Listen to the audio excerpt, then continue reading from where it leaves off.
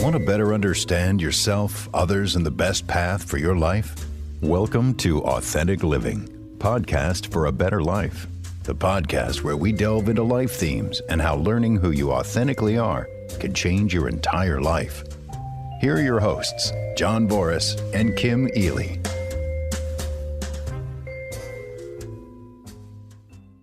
Hello and welcome back to Authentic Living, podcast for a better life. And you are here with me, your co-host, Kim Eley, and our other awesome co-host, John Voris. Hello. Hello. And John, I want to delve into something today. So I know from our conversations that Authentic Systems really started when you were in sales. Right. And I think a lot of people know this. They may not know the exact statistic, but about 70% of people who go into sales, according to Forbes magazine, end up failing. That's true. So that's kind of wild because you think of, really sales is a huge industry and how important it is. I want to know who's to blame. Why do we have this ginormous 70% failure rate in sales? Oh, exactly. That was my first question because, as you well know, I tried sales 7 times in a row and I was either fired or quit 3 times, fired 4 times. And so I later, of course, entered into sales under different circumstances. And part of it was discovering what sales was really all about. I employed, say, the continental view of psychology and motivation. And I applied that and found all the answers I needed that lasted me 20 years. So I did door-to-door sales for 20 years. So this is for your audience. So I'm most definitely qualified. And so I looked at the 7 failures and realized the reason why is the training in this country is really giving the wrong message. And the only way I can survive and succeed was to abandon everything I learned in sales in this country. I had to abandon everything. The only thing I kept was hello. So the one article that I did years ago was called Surf, Turf, and Frog Legs. And so I thought that was kind of cute for a title. And what I love it. About is to separate what surf, turf, and you could say amphibian sales is all about. So let's go to turf. And when you're in turf sales, it's like selling cars. You have a location, you have training on that location. You have people surrounding you, giving you help, and giving you answers you might need, giving you directions, how to deal with prospects. Quite often you're given a salary or at least a draw. The other is what's most important is the client or potential customers seeing you. You're just standing around waiting. And so you don't have to go out in the world and get your client.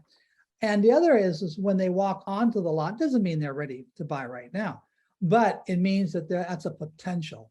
They're there to look. And that's something that in surf selling isn't present.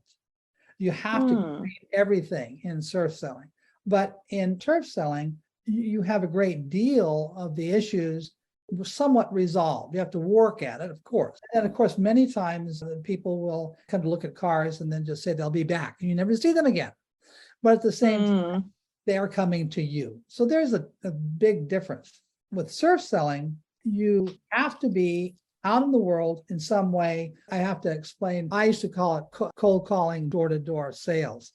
So today there's separation. There's door-to-door and there's cold calling. So in my day, it was cold calling if you're going door-to-door and you've never seen the person before. So with cold calling, you're never in one location. You have to seek out your client. You have to discover some kind of need and value and benefits that they'll perceive. So they'll be encouraged to buy. You have to justify the money spent. So you have to really create the entire sales environment in that moment. And when you see someone on a door-to-door basis, you usually have 30 seconds to do something. That's 30 seconds. Dang. Back to turf selling, you just wait. All right. So what does that do? Well, it means that there's a different kind of requirements for these people. One is when you're a turf salesperson, you really like security. Mm. You never move. You have Mhm. location. You're surrounded by people that are helping you. Mhm. Then sometimes you're micromanaged, which means some people do like structure. But when Mm. you're turf selling, all that's gone. If you're out in the field, you don't have your supervisor with you, helping you, no advice. You structure your own day, which people you're going to see in what row or what businesses you're going to see in what row. You're going to create your own introduction for each new prospect. You're going to be in total control. No one knows where you're at. You just have to do it yourself. So on the other is there's usually no draw. You're 100% commission. That means that if you don't go out and sell, you don't make any money at all. Whereas in Oh, a wow. they'll give you usually a draw of some kind. And so those two are very, very different and draw on two very different worldview ideologies. And that is not separate. Question for you. So you gave the example with turf sales of the car salesman, and that makes sense. The customers come to the dealership and seek or run into the salesperson. What would be an example of surf sales? Anyone that's on the phone and they're out surfing the environment, their domain, they're surfing their market. And so you could do that on the phone, or as I did, it was physical door to door. So that's what I mean by that. Gotcha. So anybody, like, you would literally knock on the door Oh, yeah. and present your product. Got Right. it. Right. But that really requires someone very different. You have to be very aggressive, be very determined. It's a different aspect. There's another aspect, which is Mhm. what surprised me. One is with turf selling, or where you have your own location, you have to be patient. Mm. That's different. What I came up with what you might call a hit rate. And what it is how many sales do you have to make a month to be happy, to think you're generating progress, that your job is meaningful. And so then the hit rate for somebody outside door-to-door sales, the surf selling, they might want 20 hits a day. Mhm. As a car salesman might get 3 hits a month. Mm. Selling Lear jets, right? How many of those would you get?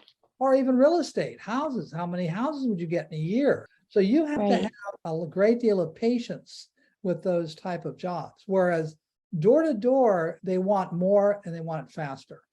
Gotcha. Now, the way I came up with, I got to say this, is when I was Yeah. when I was training people on door to door, people came to me who did work car sales, Mhm. and they were the first ones to go. 2 weeks. Hmm. And I did the same reaction. Yeah. How did that happen? Yeah. And then I started interviewing those people, and that's how I came up with this. One really provides security, the turf, Mhm. but it doesn't have the freedom. The other one has the freedom, but doesn't have the security. And those were, you might say, essential states of being that has to be satisfied in order for them to do well. Gotcha. That was a distinction. And I tried it out in many other areas, and it became true. Interesting. So you could have somebody who is in a turf sales position, which, as you described, is more secure, a little bit more structured, but you have to be patient. And they might think, I'm a terrible salesperson because I've only sold 2 cars this month. Right. In reality, in average, they're actually doing great because it's such a big ticket item. You're not going to sell as many as you would if you were selling smaller, let's call them widgets. Right, right. Well, yes, that's true. But also they have a quota. They'll give you a quota. So you'll know if you're doing fine. But you hit on a good point, which is while that salesperson, even if they're not selling the quota, they might think they're terrible in sales. My point is they're in the wrong industry. They're in the turf industry when they need to be over in the surf industry. Gotcha. Sometimes surf people, I tried a car sales job and I lasted 1 week. I just left. I just couldn't do it anymore. Why? Because I stood around. Yeah. I stood around and I was so impatient, I couldn't deal with that. The other one didn't like being micromanaged. Ooh, I didn't like the structure. yeah. I didn't like someone always looking over my shoulder. So that tells you that you have the temperament of a surf salesperson.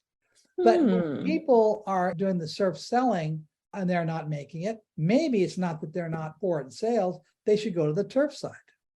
Right. Right. This is my point. I'm trying to set it up so you can see that people in the audience think about what kind of sales were they in, the surf or the turf, and how do they feel about freedom? How do they feel about being managed? The surf people don't like being micromanaged at all. And so that works out well. That's amazing. Gotcha. Very Now, cool. one is the amphibian, or what I call the frog legs in the article. It's like in real estate. You have both an office and you have someone that's in charge, and you also have the responsibility to go out in the field and sell real estate. So you have both. And so many people go out in real estate, and because they didn't like the surf or they didn't like the turf, and they go that way. And the only way to really know if you're in sales is for you is to try all three. Gotcha. If you're Gotcha. not- Gotcha. Yeah. Cool. So just to make sure I'm clear on it. So with the frog's legs or the amphibian, so with the real estate people, they do kind of have a home base in that they may have a physical office, Mhm. but yet they're also out in the field. Is that what makes it different from a typical turf sales, in that they go to different locations, Yeah, they or get a is there little more of to both. it? Yeah, I get a little of both. Is that's what's Mhm. happening. Yeah, so they have a sense of security, but at the same time, they have to be out in the field. And they can always call back at the office and talk to someone and get Mhm. advice. There's usually someone in the office, so that works out well for them. And I think most real estate companies, maybe not today, but most of them did have a draw system, and you do a draw against your next sale. So that's another difference. But what I'm looking at, it's the psychology of the sales rep that we're talking about.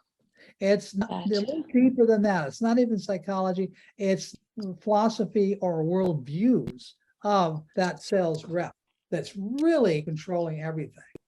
And Interesting. the sales training industry does not see it, does not recognize it. It's all one size fits all, and has a terrible 70% fail rate. So that's what I'm trying to do, is have people see that maybe it was not their fault. Right. It was the training, and maybe it was the training and their attitude. And so when I made this discovery, I really did help a lot of people that really dropped out for this reason. They were just in the wrong category. And they went to a different category and they were fine. Interesting.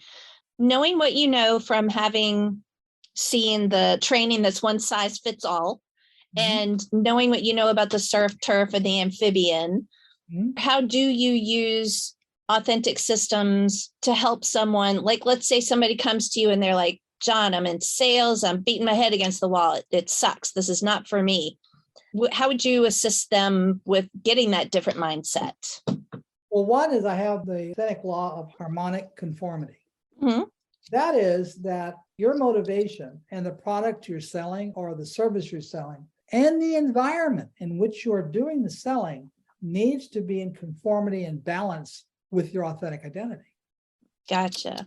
So that line came directly from my 20 years experience with all three environments. It's holistic.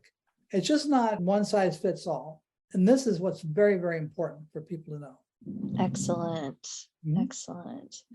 So thinking about the failure rate, and that must be really psychologically intense for people to get into sales and think, oh my God, I'm a total failure at this. Right. How much of that is a barrier to people? Do people end up becoming closed-minded because they just shut down? Like, what happens? Okay.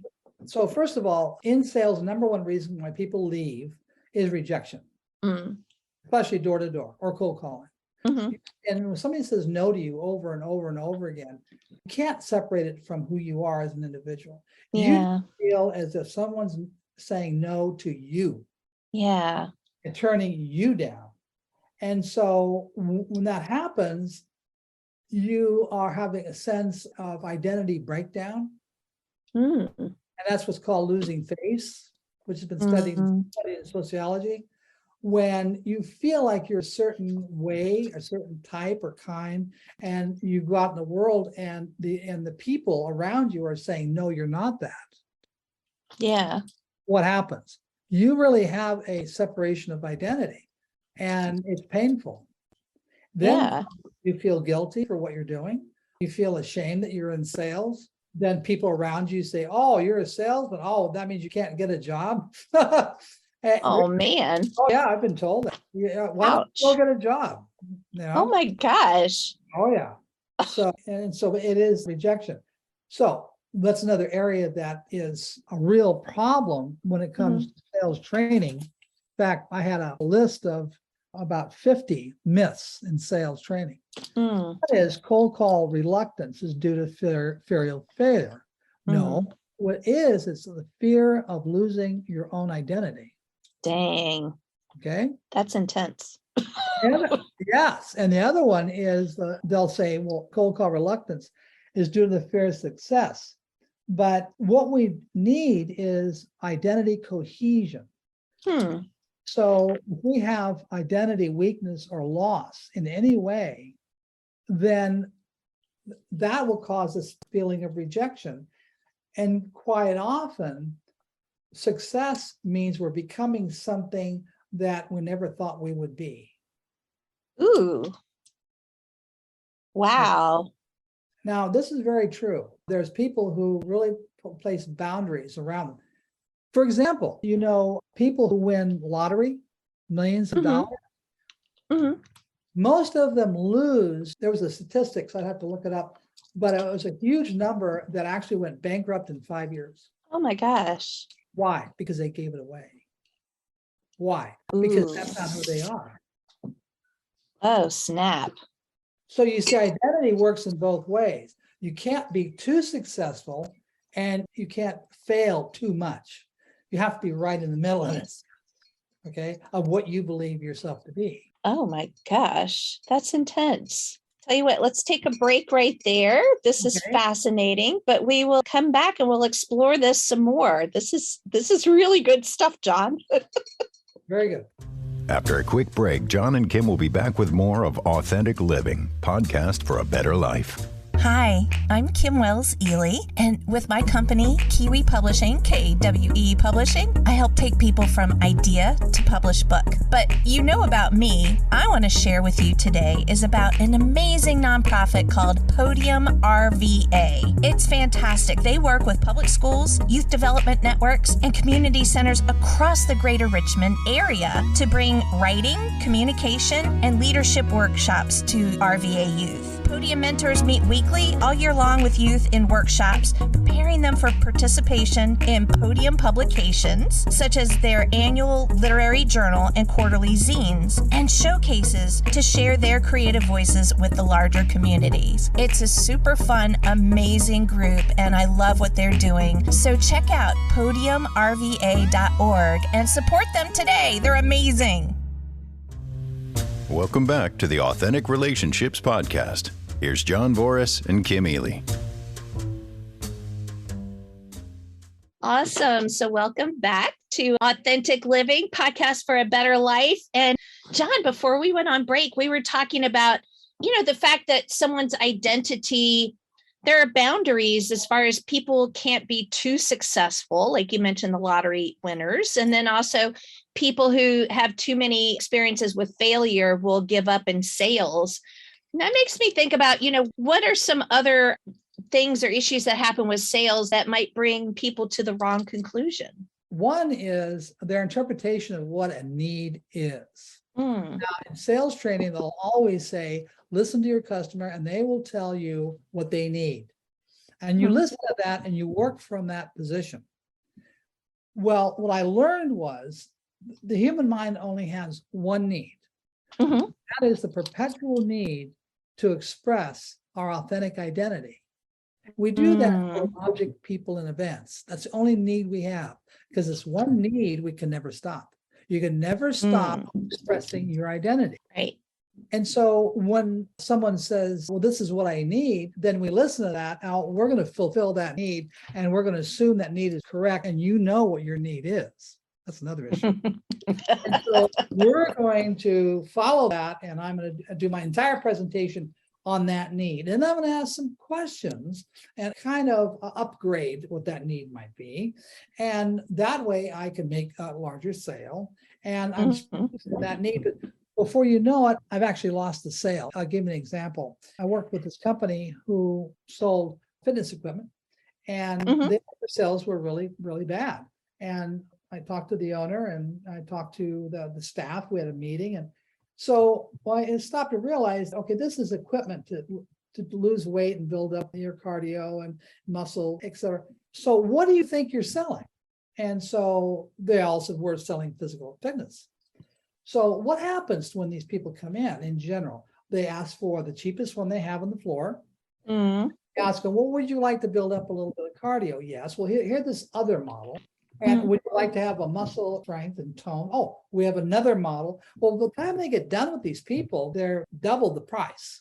Oh, gosh.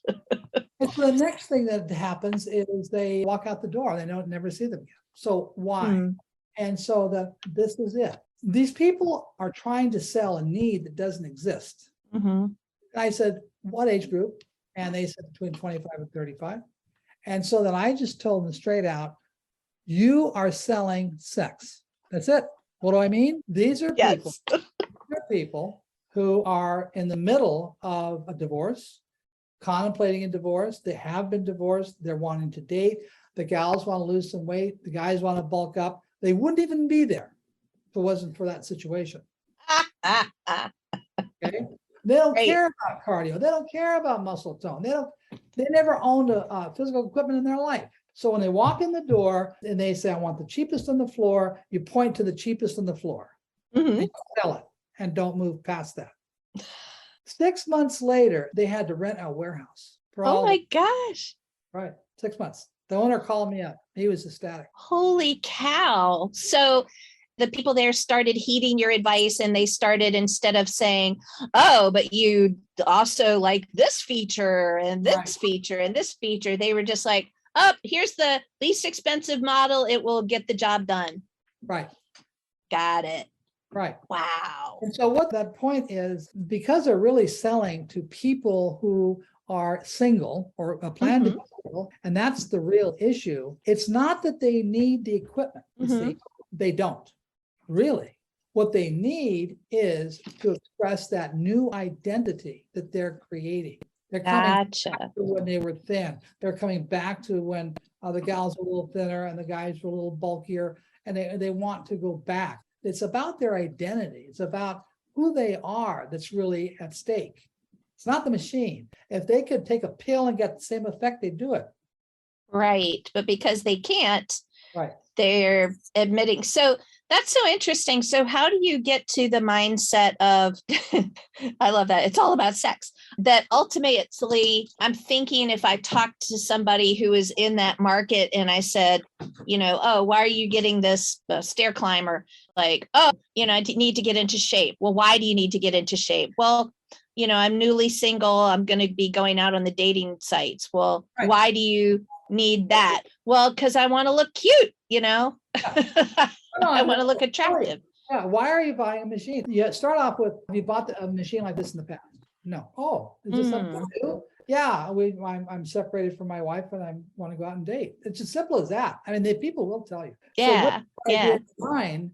You can actually sit down with the business owner and say, okay, which models would we want to promote that can help these people get back on the dating scene? Gotcha. Okay, and focus on that. The point is that what people need is what the object represents. It's the meaning of the object, not the object itself. No one cares about it. And that's one big mistake people make. Gotcha. So I want to examine this a little bit further. Before, when the exercise salespeople were saying, oh, you want to get in shape, but do you need cardio? Yeah. And do you need weights, weight toning along with it? And so the whole time they were leading to more and more expensive pieces of equipment, right? Yeah. I think, and tell me if I'm on the right track here, where that went astray was they really didn't want to spend that much. And they really, because I like the question that you said, they would ask them, oh, have you ever used this piece of workout equipment before? And they would say no.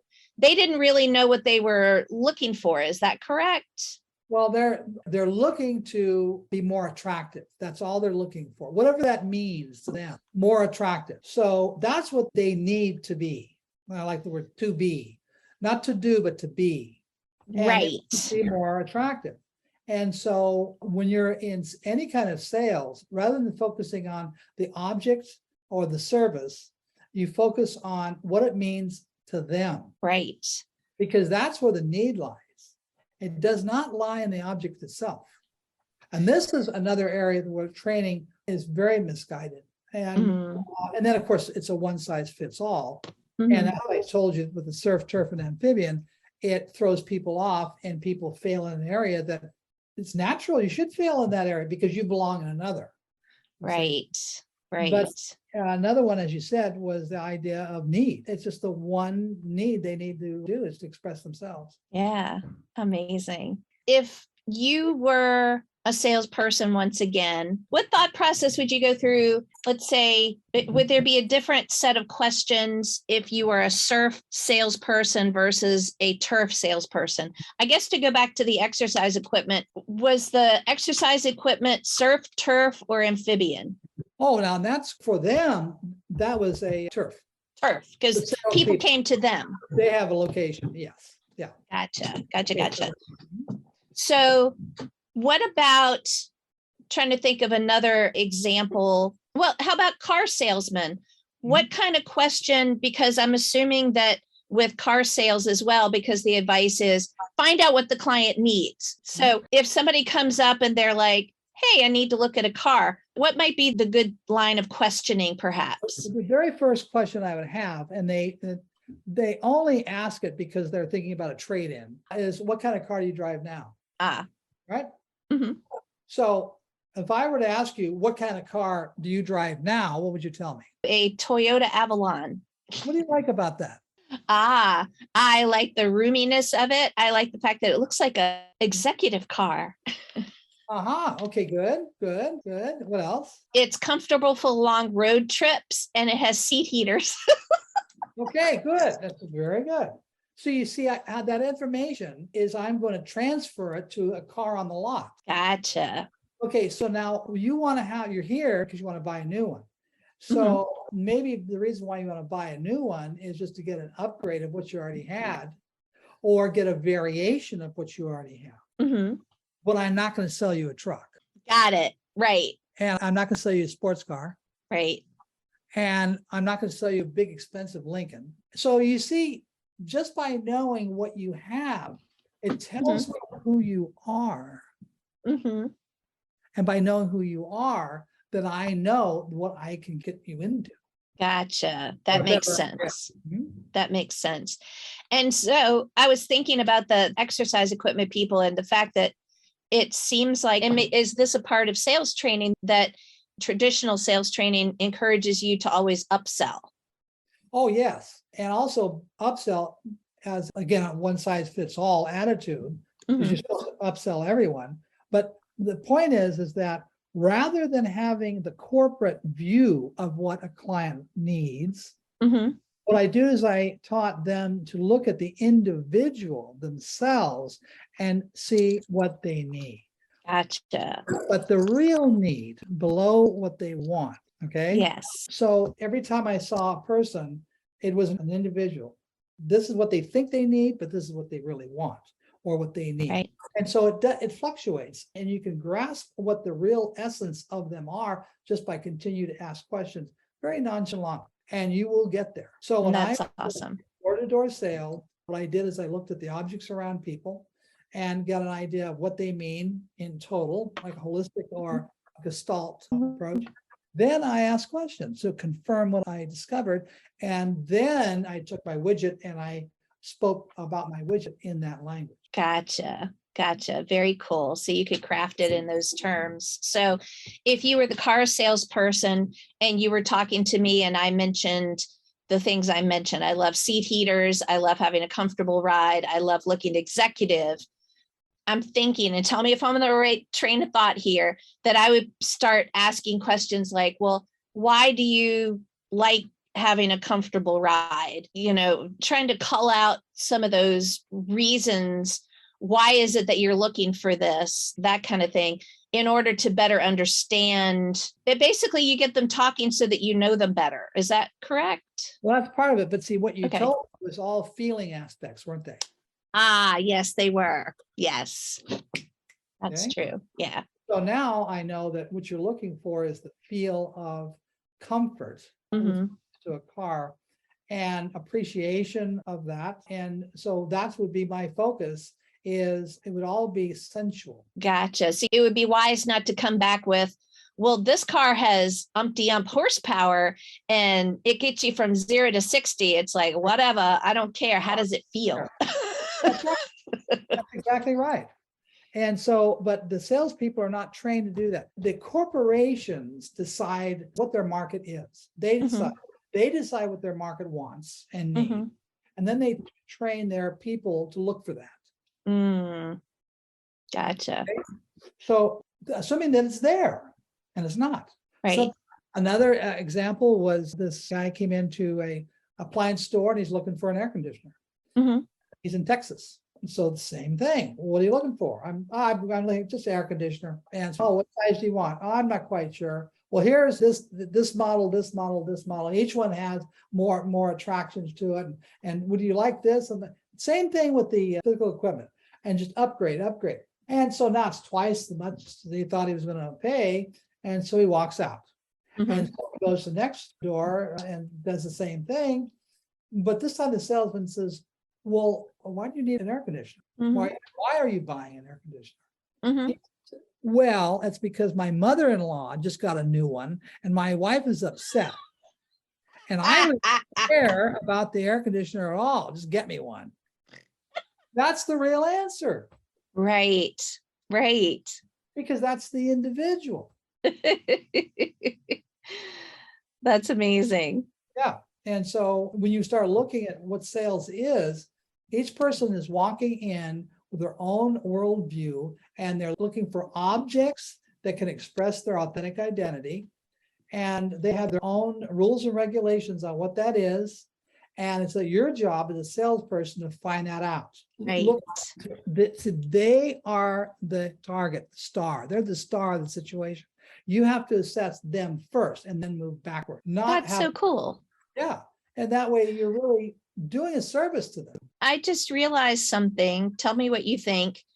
It's like, instead of traditional sales, which often will have you reading from a script, right, and saying, oh, say this or say that, it's really a skill. It's really a skill where you figure out how to read into their language, and then you adapt to that. Not a difficult skill, but a subtle skill, because you're figuring out on the fly what matters to that person.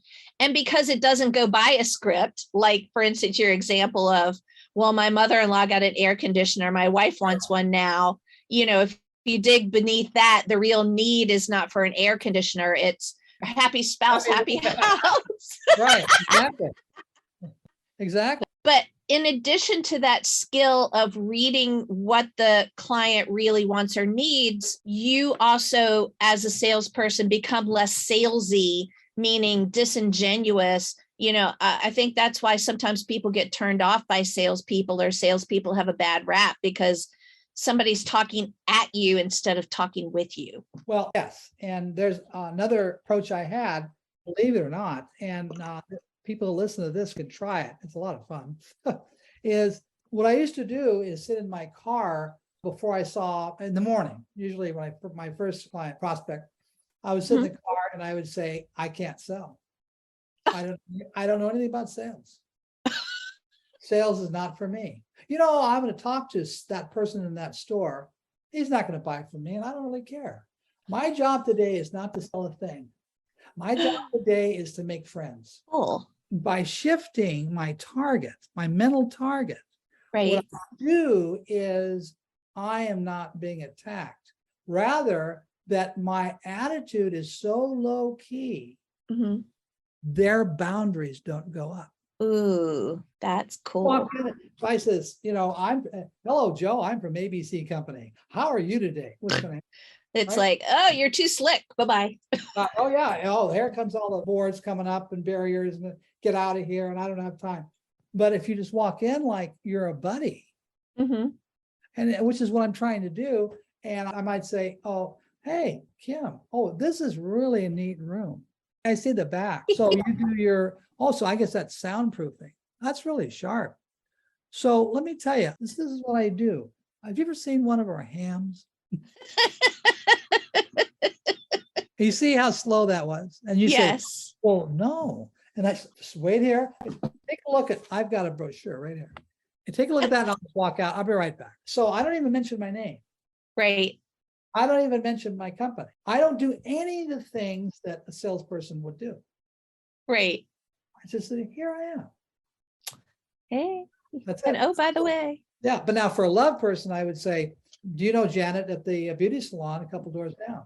Oh, Janet, of course I do. Well, she bought one of our turkeys that is going to be delivered next week. Have you ever seen one of our brochures?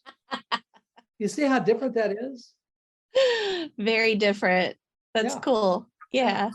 I became the non-salesperson salesperson. That's awesome. Oh my gosh. Well, this has been fascinating. Oh my gosh. And John, I think there's so much to this sales topic. We could probably do future podcasts on it, don't you think? Absolutely, because there's many, many other aspects of this.